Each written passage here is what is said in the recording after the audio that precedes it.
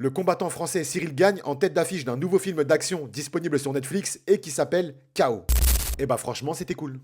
Non, je suis désolé, c'était vachement cool. Dans ce film, on va suivre le personnage de Bastien, un ancien combattant de MMA. Et pendant l'un de ses combats professionnels, Bastien a malheureusement tué un adversaire. Cet adversaire, qui était également un combattant de MMA, avait une femme et un fils qui l'ont extrêmement mal vécu. Normal. Suite à ça, Bastien a décidé d'arrêter sa carrière et de vivre un petit peu en reclus. Jusqu'au jour où la femme du combattant qu'il a tué vient lui rendre visite et lui demande un service. Parce que oui, après la perte de son mari pendant ce combat, son fils a totalement pété les plombs. Enfin, un service, plutôt de l'aide, parce que du coup, son fils est en danger de mort et elle vient demander à Bastien de lui sauver la vie. Vous l'aurez compris, étant donné que Bastien a tué son père, il va se sentir habité d'une mission, il va se sentir obligé d'aller aider ce jeune garçon. On est sur une histoire plutôt cool, il n'y a rien d'innovant, il n'y a rien de totalement incroyable, loin de là, mais ça tient la route. Cyril Gane dans le rôle d'un combattant de MMA ultra logique, et encore une fois, jusque-là, ça tient la route. Dans le film, il y a pas mal de scènes d'action, des scènes d'action qui sont plutôt bien réalisées et surtout plutôt bien chorégraphiées. Et donc, pour résumer, on a un combattant de MMA sacrément imposant qui va entrer en guerre contre un gang marseillais